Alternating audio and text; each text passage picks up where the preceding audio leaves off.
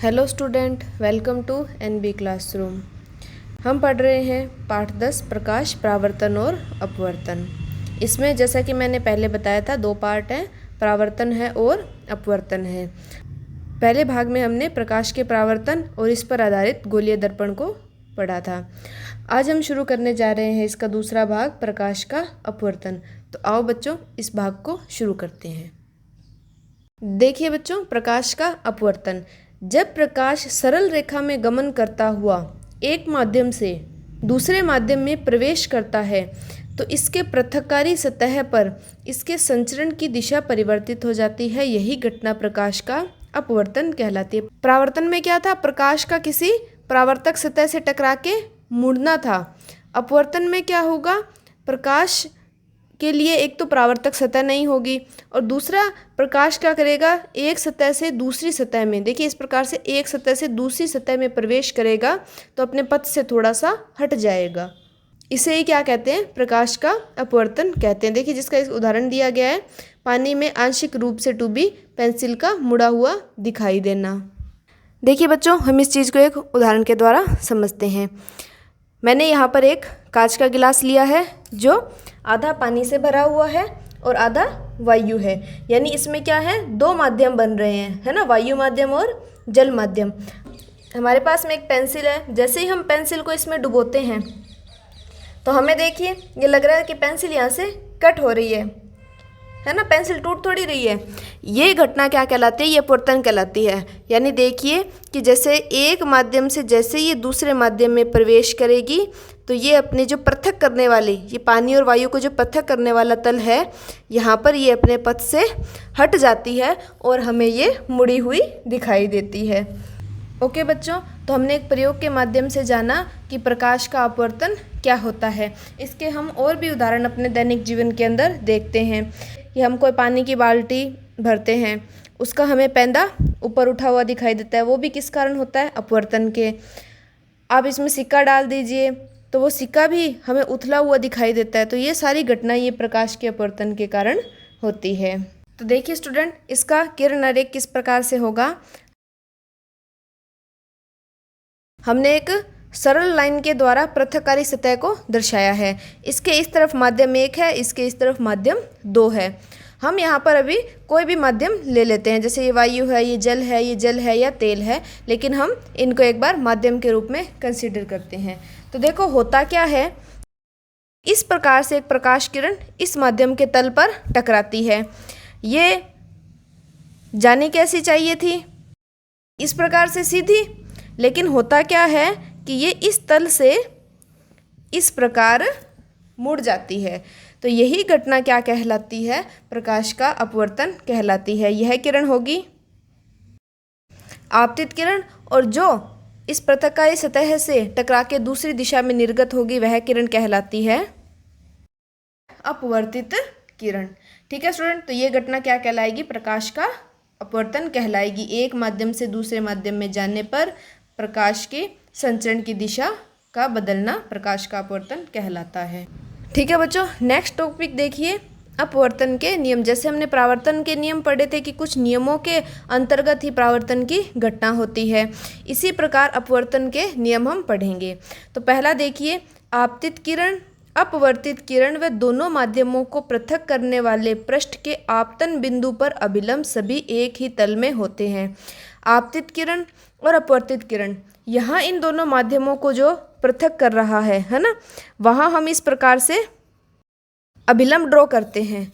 तो यह जो बिंदु है, यह बिंदु कहलाता है आपतन बिंदु। ठीक है, ये पॉइंट जहाँ पर आपतित किरण, अपवर्तित किरण और ये अभिलंब, ये तीनों जिस बिंदु पर मिलते हैं वो एक ही तल में होता है, यानी बिल्कुल इस पृथक्कारी तल के ऊपर स्थित होता है। सेकंड देखिए कि प्रकाश के किसी निश्चित रंग व माध्यमों के युग्म के लिए आपतन कोण की ज्या व अपवर्तन कोण की ज्या का अनुपात स्थिर होता है। इसे स्नेल का अपवर्तन नियम भी कहते हैं। ज्या बोलते हैं साइन थीटा को।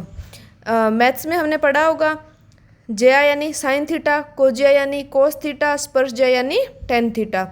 तो यहाँ ज्या आपतन कोण की ज्या, तो देखिए जैसे हम ये मानते हैं कि ये अभिलंब के साथ जितना कोण बनाएगी उस कोण को क्या कहते हैं? आपतन कोण और अपवर्तित किरण अभिलंब के साथ जितना कोण बनाती है उसे हम लिखते हैं अपवर्तन कोण।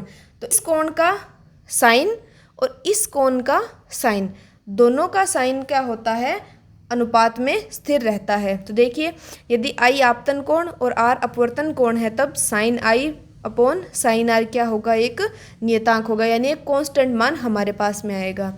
एक चीज़ ध्यान रखिए, निश्चित रंग और माध्यमों के युग्म के लिए स्थिर रहता है। ओके स्टूडेंट, और इस नियतांक को क्या कहा जाता है, अपवर्तनांक कहा जाता है। देखिए इस स्थिरांक को दूसरे माध्यम का पहले माध्यम के सापेक्ष अपवर्तनांक कहते हैं। इसको हम आगे अपवर्तनांक को यहाँ डिटेल में थोड़ा सा पढ़ेंगे। ठीक है बच्चों, तो ये नियम आपको दोनों ध्यान में रखने हैं, आप इसे नोट करें। नेक्स्ट बच्चों, हम इसी नियतांक अपवर्तनांक को थोड़ा सा विस्तार से देख लेते हैं कि अपवर्तनांक क्या होता है। तो देखिए अपवर्तनांक म्यू, इसे विभिन्न माध्यमों में प्रकाश के संचरण की अपेक्षित चाल से संबद्ध किया जाता है। आपने देखा जैसे ही हमने पेंसिल को एक माध्यम से दूसरे माध्यम में प्रवेश कराया तो वो हट गई। इसका मतलब क्या हुआ, देखिए ऊपर माध्यम में वो वायु है, नीचे माध्यम है वो जल है। अब आपने पदार्थ पढ़े होंगे, ठोस, द्रव और गैस, है ना। तो ऊपर माध्यम आप बता सकते हो गैस माध्यम है और नीचे द्रव माध्यम है। तो द्रव में कण पास पास होते हैं और वायु माध्यम में कण दूर दूर होते हैं। तो इससे क्या हुआ, प्रकाश की चाल में परिवर्तन हुआ। तो इन दोनों माध्यमों की चालों के अनुपात को ही क्या कहते हैं, हम अपवर्तनांक कहते हैं। एक चीज़ यहाँ ध्यान रखिए, निर्वात में प्रकाश की चाल कितनी होती है, 3 × 10⁸ मीटर प्रति सेकंड होती है, जिसे स्मॉल c से दर्शाते हैं। निर्वात में कोई प्रकाश हमारे पास चल करके आ रहा है तो उसकी स्पीड कितनी है, 3 × 10⁸ मीटर प्रति सेकंड है। जैसे सूर्य का प्रकाश धरती पर आ रहा है तो उसकी स्पीड कितनी है, 3 × 10⁸ मीटर प्रति सेकंड है। अब देखिए स्टूडेंट क्या दिया गया है कि माना प्रकाश किरण माध्यम 1 से 2 में प्रवेश कर रही है। ठीक है, ये प्रकाश किरण एक माध्यम, ये दूसरा माध्यम, तो एक से दूसरे माध्यम में प्रवेश कर रही है। आप माध्यम सिंपल इस तरीके से लिख के भी दर्शा सकते हैं और आप इस प्रकार से इनको थोड़ा हाईलाइट भी कर सकते हैं। जैसे मैं इसको थोड़ा सा डार्क कर देती हूँ ना, ठीक है। यहाँ मैंने माध्यम 2 को थोड़ा सा डार्क कर दिया, आप भी उस कलर से थोड़ा डार्क करके इसको दिखा सकते हैं। ज़्यादा डार्क मत कीजिए वरना ये स्पष्ट नहीं दिखेगा। तो देखिए 1 से 2 में ये प्रवेश कर रही है। हमने माना कि माध्यम 1 में प्रकाश की चाल v1 है और सेकंड माध्यम में जाती है तो इसकी चाल v2 हो जाती है। तब माध्यम 2 का 1 के सापेक्ष अपवर्तनांक क्या होगा, इसको लिखते हैं। देखो μ21, जिसके सापेक्ष ले रहे हैं उसको पहले लिखते हैं, सेकंड को बाद में लिखेंगे। जैसे 2 का 1 के सापेक्ष 21 लिखा है तो इसका मतलब क्या हुआ, 2 का 1 के सापेक्ष। तो ये क्या होगा कि माध्यम 1 में प्रकाश की चाल बटा माध्यम 2 में प्रकाश की चाल। तो μ21 क्या आ जाएगा, v1/v2। ऐसे ही मैं आपको कहूँ कि मुझे माध्यम 1 की 2 के सापेक्ष अपवर्तनांक बताइए तो यहाँ पर क्या हो जाएगा, μ12, ऊपर माध्यम 2 आ जाएगा और नीचे माध्यम 1 आ जाएगा। तो इस प्रकार से हम किसी भी पदार्थ का अपवर्तनांक ज्ञात करते हैं। नेक्स्ट देखिए, अपवर्तनांक में भी एक टर्म आती है निरपेक्ष अपवर्तनांक। यदि माध्यम 1 निर्वात या वायु है तब माध्यम 2 का अपवर्तनांक निर्वात के सापेक्ष माना जाता है, तब यह माध्यम का निरपेक्ष अपवर्तनांक कहलाता है। जैसे आप ये माध्यम फर्स्ट है, ये वायु ले रहे हैं, ये निर्वात ले रहे हैं, तब हमारा जो अपवर्तनांक आएगा उसे हम क्या कहेंगे, निरपेक्ष अपवर्तनांक कहेंगे। अगर हम अलग अलग माध्यम ले, जैसे जल और तेल ले लिया, तब तो सिंपल वो अपवर्तनांक कहलाएगा। अगर माध्यम फर्स्ट वायु या निर्वात रहेगी तो वो निरपेक्ष अपवर्तनांक कहलाएगा। तो इसे हम किससे दिखाते हैं, Nm से। अपवर्तनांक को म्यू से भी शो करते हैं और n से भी शो करते हैं। न्यू जो NCERT की बुक्स हैं उसमें n से इसे शो किया गया है। तो आप दोनों इसके प्रतीक ध्यान में रखिए, म्यू से भी और n से भी। तो Nm क्या होगा, निर्वात में प्रकाश की चाल वो कितनी थी, c, और जिसका मान कितना था, 3 × 10⁸ मीटर प्रति सेकंड, और बटा में क्या जाएगा, माध्यम में प्रकाश की चाल। इस प्रकार से हम निरपेक्ष अपवर्तनांक ज्ञात कर सकते हैं। तो आप नोट करें इसे। नेक्स्ट देखिए, हम अपवर्तनांक पढ़ते हैं तो हम माध्यम नाम जरूर लेते हैं। ये माध्यम क्या होते हैं, ये होते हैं प्रकाशिक माध्यम। अब ये 2 प्रकार के होते हैं, प्रकाशिक सघन माध्यम, प्रकाशिक विरल माध्यम। अब जैसे हमने एक्सपेरिमेंट में किया था वायु और जल लिया था। सघन यानी घना माध्यम, विरल यानी हल्का माध्यम। अब ये हमेशा ऐसा नहीं होता कि जैसे आप जल है उसको हमेशा ही सघन मानेंगे, इस प्रकार से आपको नहीं कंसीडर करना है। हम दो माध्यमों की तुलना करेंगे, तुलना से हम बताएंगे कि कौन सघन है कौन विरल है। जैसे मैंने आप यहाँ देखिए वायु और जल लिया, तो सघन कौन सा हुआ? जल, और वायु विरल। मैं जल और ग्लिसरीन लेती हूँ, तो यहाँ पे जल क्या होगा? विरल माध्यम, और ग्लिसरीन क्या होगी? सघन माध्यम। समझ पा रहे हैं आप मेरी बात को कि हमें दोनों माध्यमों की तुलना से पता करना है, हमें ये फिक्स नहीं करना है कि हमेशा ये माध्यम सघन ही रहेगा। ठीक है, समझ आई? तो इनके हम कुछ प्रॉपर्टी पढ़ लेते हैं कि देखिए सघन माध्यम में क्या होगा, इसका अपवर्तनांक अधिक रहेगा। और जैसे हम हीरा लेते हैं तो हीरा काफ़ी कठोर होता है, लेकिन लाइट तो उसमें से गुजरती है, तो वो एक तरह से अधिक अपवर्तनांक का माध्यम हो गया। प्रकाशिक विरल माध्यम, कम अपवर्तनांक वाला माध्यम से वायु, बर्फ, ठीक है, इस प्रकार से। सघन माध्यम में प्रकाश की चाल कम होगी और विरल माध्यम में प्रकाश की चाल अधिक होगी। इसको एक सिंपल एग्जांपल से देखिए, जैसे चाल कम कैसे होगी। जैसे सर्दी हो, मान लो आप कमरे से निकल के बाहर गए, बाहर कोहरा है, ठंड है, तो आप क्या होगे? सिकुड़ जाओगे, है ना, कंपकपी छूटेगी। तो वही सेम चीज़ ये होगी, प्रकाश के साथ हो गई कि प्रकाश विरल माध्यम में आराम से जा रहा था, जैसे घना हो गया तो उसकी चाल कम हो गई। नेक्स्ट थर्ड जो इसकी प्रॉपर्टी है वो ध्यान में रखिए, ये काफ़ी इंपॉर्टेंट है। अपने इस चैप्टर में इस प्रॉपर्टी को लेकर के ही अपने चलेंगे। तो देखिए प्रकाश किरण अभिलंब की ओर झुकती है सघन माध्यम में, और विरल माध्यम में अभिलंब से दूर हटती है। हमने अपवर्तन में क्या पढ़ा था कि प्रकाश किरण एक माध्यम से दूसरे माध्यम में जाती है तो वो अपना साइड चेंज करती है। तो देखिए चित्र में अभिलंब के पास जाएगी या अभिलंब से दूर हटेगी, ये किस पे निर्भर करता है? ये सघन और विरल माध्यम पे निर्भर करता है। देखिए बच्चों, हमने यहाँ पर पृथककारी सतह ली है, इधर विरल माध्यम है और इधर सघन माध्यम है। जैसे प्रकाश किरण इस प्रकार से आपतित हो रही है, ओके, ये जानी चाहिए थी सीधी, ये हमने डाल दिया अभिलंब। तो देखिए सघन माध्यम में क्या होता है? अभिलंब की ओर झुकती है, तो ये किस प्रकार से देखिए अपवर्तित होगी? ऐसे होगी, ठीक है, इस बिंदु से यूं अंदर की तरफ आएगी। समझ रहे हैं कि विरल से सघन में जाएगी तो अभिलंब की ओर झुकती है।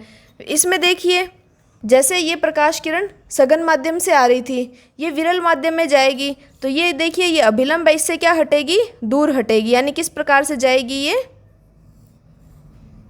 इस प्रकार से अभिलंब से दूर हटती जाएगी। देखिए बच्चों समझ आई ये बात? अब हम इसको एक बार थोड़ा सा रिपीट कर लेते हैं कि प्रकाश किरण विरल से सघन में जाएगी तो अभिलंब की ओर झुक जाएगी, और सघन है, सघन से विरल में आएगी तो ये रिलैक्स हो जाएगी ना, दूर हट जाएगी।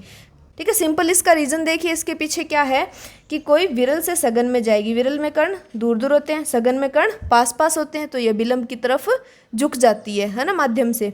और सघन से विरल में जाती है, सघन में कण पास पास होते हैं, विरल में जाएगी तो वो कण दूर दूर होंगे, तो आसानी से किरण पास हो जाएगी। इनके नाम लिख देते हैं। ठीक है, आप भी इस प्रकार डायग्राम बना के आएँ तो उन जो किरण आ रही हैं उनको नाम को मेंशन करके आइए। ठीक है, थोड़ा इफ़ेक्टिव और अच्छा लगता है। आप ये किरण सिर्फ समझाने के लिए थी कि इस दिशा में जाएगी, लेकिन इधर जाती नहीं है, इस प्रकार से जाती है। ठीक है बच्चों, तो आप इसे नोट करें। ओके स्टूडेंट, नेक्स्ट टॉपिक हम पढ़ते हैं कांच के आयताकार स्लैब से अपवर्तन। इस टॉपिक को पढ़ने से हमारा अपवर्तन का कंसेप्ट और अधिक क्लियर हो जाएगा। इसको हम एक प्रैक्टिकल के द्वारा पढ़ेंगे। तो देखिए ये कांच का स्लैब इस टाइप का होता है। ओके, जैसे इसमें दिया है कि एक आयताकार स्लैब PQRS लेते हैं, हम यहाँ पर इसको ड्रॉ कर लेते हैं। ठीक है, आपके पास स्लैब नहीं है, आप सिंपली इस प्रकार से एक आयत ड्रॉ कर लें। नोटबुक में बनाएंगे तो इस प्रकार से बनाएं, मैं एक्सपेरिमेंट के द्वारा आपको इसे समझाऊंगी। ठीक है, बिल्कुल मार्क करके मैंने यहाँ देखिए 90 और 60 डिग्री का कोण यहाँ पर ड्रॉ कर लिया है। ठीक है, जैसे यहाँ है और इस पॉइंट को मैं मैच कर देती हूँ। ठीक है, मेरा ये जो लिखा हुआ है इसके ऊपर जा रहा है, लेकिन यहाँ पर समझाने के लिए मैंने एक बार इसे इसी तरीके से रखा है। ठीक है, तो ये यहाँ पर अभिलंब अब हम इसको एक्सपेरिमेंट के द्वारा समझते हैं। ठीक है, मैंने यहाँ पर इस स्लैब को फिट कर लिया है और 2 ओलपिन्स लिए हैं। इन्हें इस तरीके से मार्क कर देती हूँ, किस पोजीशन पर, और सेकंड यहाँ पर। ओके बच्चों, तो देखिए क्या है, ओलपिन ए बी को आपतित किरण पथ मानकर ओ पर रेखांकित करते हैं। हम इस पॉइंट को नाम दे देते हैं ओ।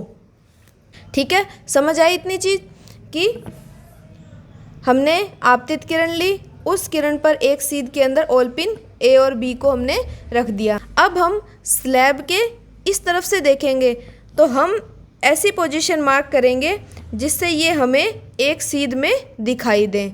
ठीक है स्टूडेंट, तो आओ देखते हैं। तो हम देखिए ओलपिन सी और डी को इस प्रकार रखेंगे कि हमें ये चारों ओलपिन एक सीध में दिखाई दे। ठीक है, स्लैब के अंदर से देखिएगा, तो ये हम यहाँ मार्क कर देते हैं। ठीक है, ओके, और सेकंड ओलपिन डी को यहाँ इसके बिल्कुल सीध में, है ना बच्चों, आप देख पा रहे हैं कि हमारी ये स्लैब के अंदर से ये चारों ओलपिन, ऊपर मत देखिए, ये स्लैब के अंदर से हमें चारों ओलपिन एक सीध में दिखाई दे रही है। देखिए इस प्रकार से। अब हम क्या करते हैं, ये ए बी ओलपिन और सी और डी ओलपिन, इसके पॉइंट को मार्क करके यहाँ पर एक सीधी रेखा खींच लेते हैं। मैं आपको ऊपर से दिखा देती हूँ एक बारी। तो देखिए बच्चों, हमने ओलपिन सी और डी यहाँ पर प्लेस किए, सी और डी, तो हम इनको मिलाते हुए इस स्लैब से मिला देते हैं इस पथ पर। तो ये ए बी और सी डी हमें चारों एक सीध में दिखाई दे रही थी। अब हम इस स्लैब को हटाते हैं। तो अब देखिए इस पॉइंट को हम नाम दे देते हैं ओ डैश। हमें क्या करना है, इस ओ और ओ डैश को मिलाना है। तो देखिए बच्चों, यहाँ पे अपवर्तन समझ आया आपको कि देखिए इस दिशा में ये जा रही थी, कांच के स्लैब के अंदर प्रकाश किरण हमारी इस तरह चली और बाहर हमें इस दिशा में एक सीध में दिखाई दी। हम यहाँ पे अभिलंब ड्रॉ कर लेते हैं। हम इन्हें मार्क कर देते हैं, जैसे ए और ये बी। आप थोड़ा अपनी कॉपी में डायग्राम बनाएं तो जगह ज़्यादा रख के बनाइएगा। जगह यहाँ मेरे पास थोड़ी कम हो गई है कि मुझे यहाँ पे आपको इसका क्रिया विधि भी समझानी थी। तो थोड़ा हम एक्सपेरिमेंट को यहाँ पर पढ़ लेते हैं। हमने स्लैब लिया पी क्यू आर एस, ओलपिन ली ए और बी, जिन्हें रेखांकित करते हुए ओ से मिलाया। स्लैब के दूसरी तरफ से ओलपिन हमने सी और डी को इस प्रकार व्यवस्थित किया कि ए बी सी डी हमें एक ही सीध के अंदर दिखाई दी। इस प्रकार सी डी ओलपिन जो अपवर्तित किरण पथ को निरूपित करती है को ओ डैश से मिलाते हैं। अब ग्लास स्लैब को हटाकर ओ और ओ डैश को मिलाकर आयताकार कांच स्लैब से अपवर्तन प्रारूप का निर्माण करते हैं। आप साइड में यहाँ एक्सपेरिमेंट का पिक्चर देख सकते हैं। अब देखिए ये कैसे हुआ, बहुत ही आप सिंपल तरीके से समझिए। देखिए प्रकाश किरण ए बी स्लैब के पृथककारी तल पी क्यू पर आपतित हुई, जहाँ ओ आपतन बिंदु है। इस पर हमने अभिलंब एन एन डैश खींचा। यह किरण ए बी वायु माध्यम से कांच माध्यम में प्रवेश करती है। यहाँ माध्यम कौन है, बिल्कुल वायु है, और ये माध्यम कांच है। तो आप बता सकते हैं कौन सा सघन है कौन सा विरल है, किसके सापेक्ष, वायु विरल कांच सघन। तो विरल से सघन में जाएगी तो अभिलंब की ओर झुकेगी। तो ये देखिए ये किरण सीधी जानी थी, ऐसे झुक गई अभिलंब की तरफ। ये इस कांच के स्लैब में इस प्रकार गमन करती हुई ओ से ओ डैश दिशा तक कांच में गमन करती है। ओ डैश बिंदु पर पुनः कांच से कहाँ जाएगी, वायु माध्यम में। ये कांच है और इधर वापस क्या आ गई, वायु। तो ये जानी चाहिए थी इस प्रकार से सीधी। देखो मैं यहाँ थोड़ा ड्रॉ कर देती हूँ, आप देख सकते हैं। तो ये जानी चाहिए थी, देखिए इस प्रकार से सीधी, लेकिन कांच और वायु यानी सघन से कहाँ गई, विरल। तो ये इस अभिलंब, तो इस अभिलंब एम एम डैश से ये देखिए दूर हट गई, और दूर हट के कौन सी दिशा में चली गई, सी डी दिशा में चली गई। इस प्रकार यह अपवर्तन घटना को निरूपित करती है। ठीक है बच्चों, ये एक्सपेरिमेंट आपको समझ आ गया। अब आप इसे नोट करें। आपको कांच के स्लैब से अपवर्तन समझ आया कि किस प्रकार से कांच के स्लैब में हमें अपवर्तन देखने को मिलता है, कि प्रकाश किरण का पथ किस तरीके से था और किस तरीके से वो अपवर्तित हुआ। अब देखिए हमने परावर्तन पर आधारित दर्पण के बारे में पढ़ा था। अब हम अपवर्तन पर आधारित गोलीय लेंस का अध्ययन करेंगे। तो आओ बच्चों पढ़ते हैं गोलीय लेंस। देखिए गोलीय लेंस क्या होगा कि दो पृष्ठों से घिरा कोई पारदर्शी माध्यम जिसका एक या दोनों पृष्ठ गोलीय हो लेंस कहलाता है। यानी हमें कौन सा माध्यम लेना है? पारदर्शी माध्यम। इसके पृष्ठ कैसे हो? गोलीय हो तो वो लेंस कहलाता है। इसी आधार पर हमारे पास में दो प्रकार के लेंस होते हैं। लेंस कितने प्रकार के होते हैं? दो प्रकार के, अवतल लेंस, उत्तल लेंस। अवतल लेंस को कहा जाता है अपसारी लेंस, उत्तल लेंस को कहा जाता है अभिसारी लेंस। ये नाम किस लिए हैं?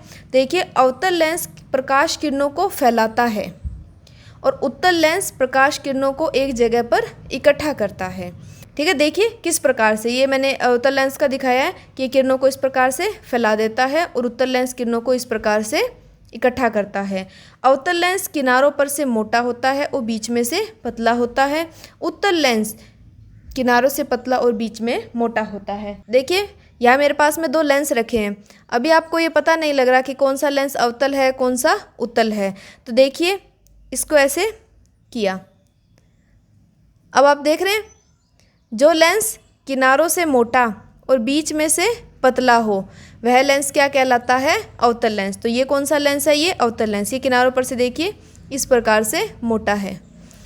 नेक्स्ट हमारे पास में आता है उत्तल लेंस। ये किनारों पर से पतला होता है और बीच में से मोटा होता है। देखिए थोड़ा हाथ देखिए इस प्रकार से, देखिए ये मोटा हो रहा है फिर ये वापस से पतला हो रहा है ना। आप लाइन के अकॉर्डिंग इसको समझ सकते हैं। तो ये लेंस है, ये उत्तल लेंस है। ये अक्षरों को देखिए इस प्रकार से बड़ा करता है ना, और इसमें आपको अक्षर छोटे दिखाई देंगे। ये अक्षरों को छोटा दिखा रहा है और ये अक्षरों को बड़ा करके दिखा रहा है। तब आप समझ गए होंगे कि हम घरों में सिंपल लेंस यूज़ करते हैं, वो कौन सा होता है? उत्तल लेंस, है ना।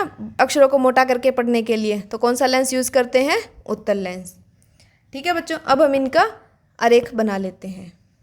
तो देखिए आप इनके डायग्राम किस प्रकार से बनाएंगे। आप सिंपल बीच में इस प्रकार की लाइन लगाइए। ठीक है, कॉपी में आपके 3 लाइन तक की आप लगा सकते हैं। सिंपल इसका बीच का भाग रखिए। ठीक है, बीच की लाइन पर लाइन। अब देखिए अवतल लेंस बनाएंगे तो अवतल लेंस किनारों से मोटा होगा। तो आप क्या करें, इसके किनारों पर लगभग 1 सेंटीमीटर की लाइन लगा लें। आप बड़ी भी लगा सकते हैं। तो सिंपल देखिए, तो मैंने इसके दोनों किनारों पर 1 सेंटीमीटर के लगभग लाइन लगा दी है और चांदे की सहायता से इन्हें मिला देंगे। ठीक है, देखिए इस प्रकार से। ऐसे ही उत्तल लेंस किस प्रकार बनाएंगे, तो देखिए बिल्कुल लाइन और ये 90 डिग्री बिल्कुल बीच से।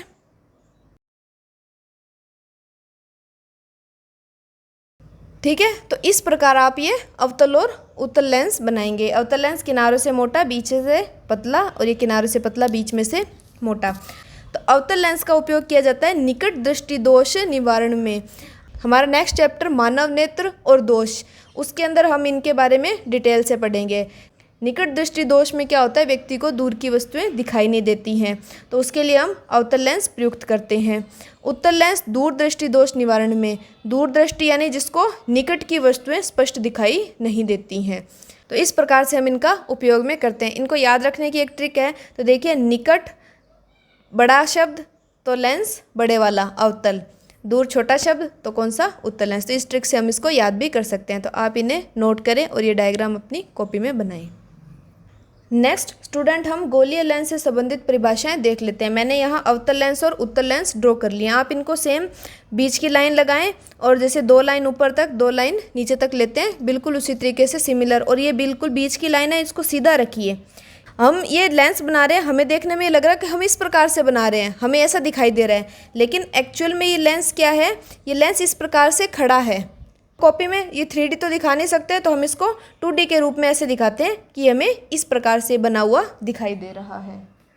फर्स्ट परिभाषा है हमारे पास में प्रकाशिक केंद्र O।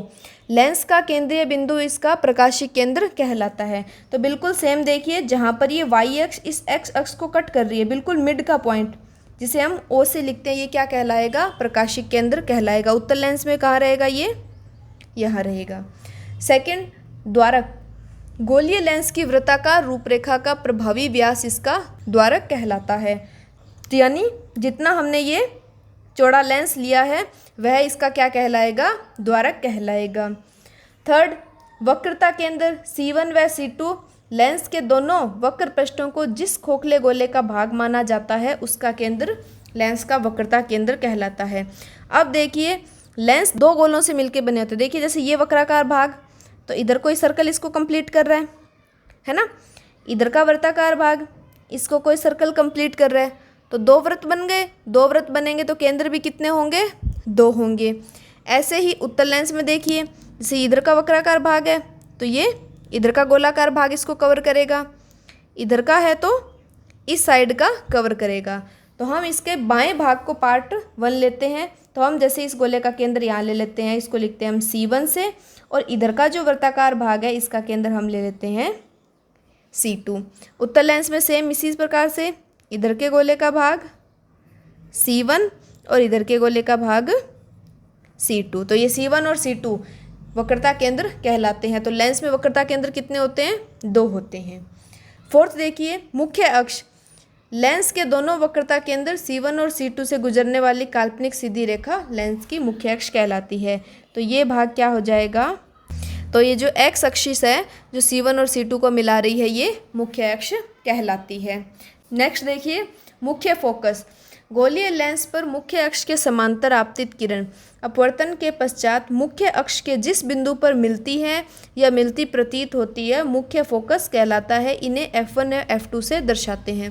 जैसा हमने पढ़ा था, अवतल लेंस को कहते हैं अपसारी लेंस। तो अवतल लेंस में क्या होता है, किरणें इस प्रकार समांतर आती है, वो फैल जाती है। आपको ये अपवर्तन दर्शाना है, ये मिड का जो लाइन है ना, जो मैंने बताया था वाई अक्ष, यहाँ से दर्शाना है। इस भाग और इस भाग से नहीं दर्शाना है, ये गलत हो जाएगा।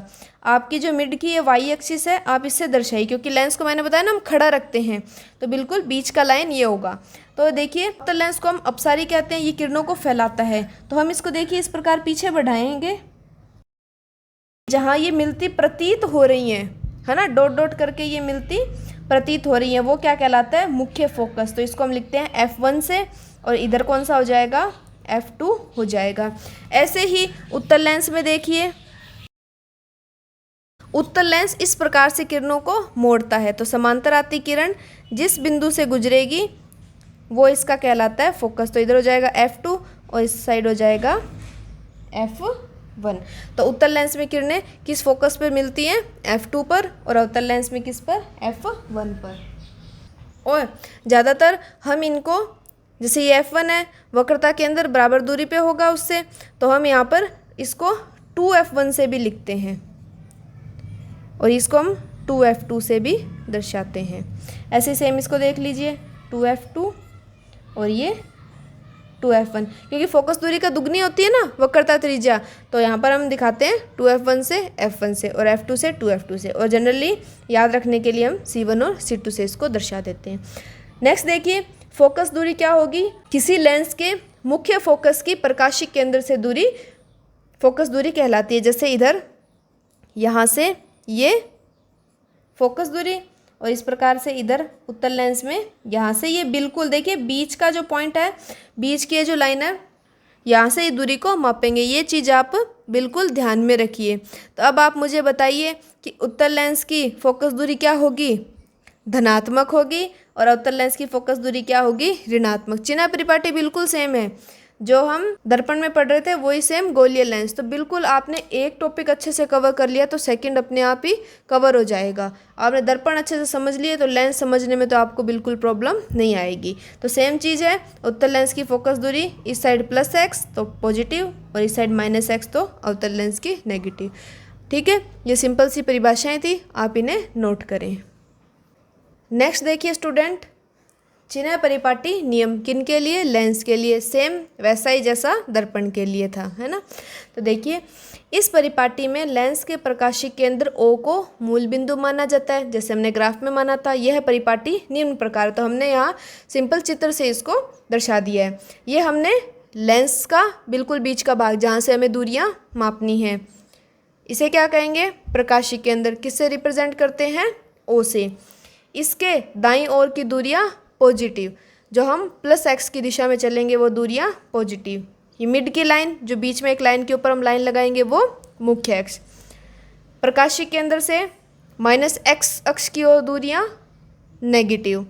बिंब हमेशा किधर रखेंगे? बाईं ओर। आपतित प्रकाश की किरण की दिशा इस प्रकार।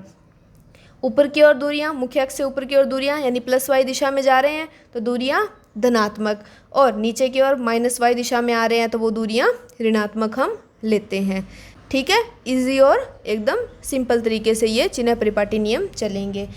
नेक्स्ट हम आज की क्लास में किरण चित्र बनाने के नियम भी अध्ययन कर लेते हैं। ये भी सेम वैसे ही जैसे हमने दर्पण के अंदर किए थे। तो देखिए, बिल्कुल आधा पार्ट हमने पढ़ा और आधा हमारा आगे का उसके अंदर कवर होता गया। तो मैंने कहा था ना, बिल्कुल सिंपल और इजी सा चैप्टर है, इसको हम टफ मान ही बैठे हैं यूं ही।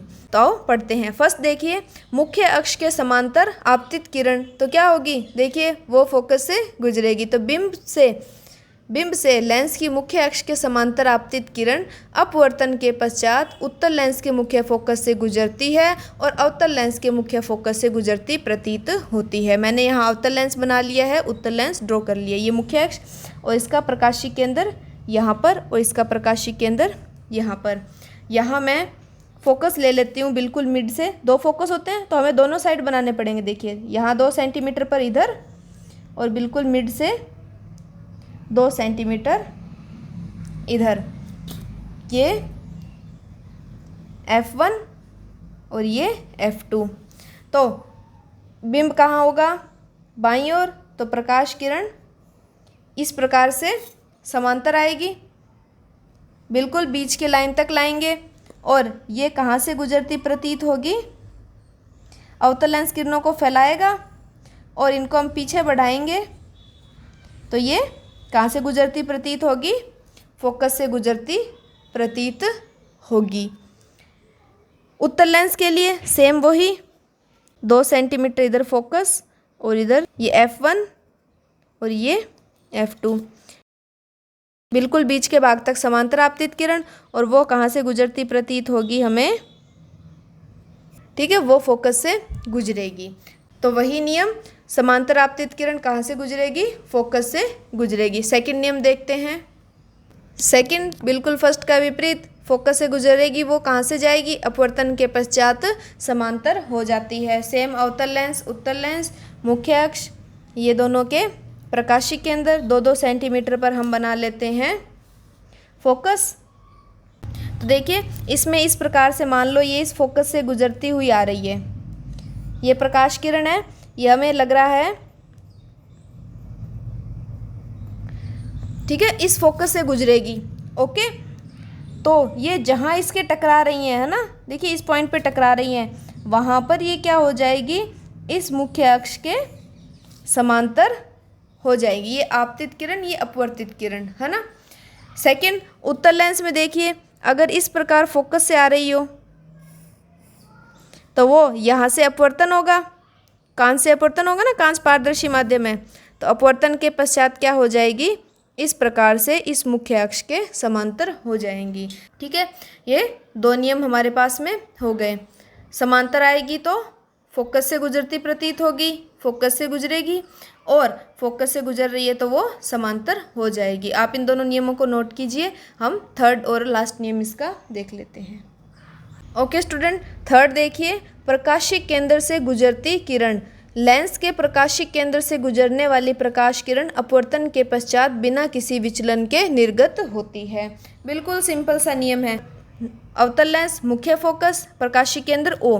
तो देखिए, जो इसके प्रकाशीय केंद्र से इधर गुजरेगी, जैसे ये आपतित हो रही है, तो ये क्या होगी? कुछ नहीं होगा, ये बिल्कुल एकदम सीधी, बिल्कुल जो हमारे लेंस का सेंटर होगा वहाँ से एकदम डायरेक्ट ये सीधी चली जाएगी। सेम ऐसे ही उत्तल लेंस में ये प्रकाशीय केंद्र यहाँ से आपतित हो रही है और ये बिल्कुल डायरेक्ट सीधी निकल जाएगी। तो आप अपनी कॉपी में यह मेंशन भी कर देना।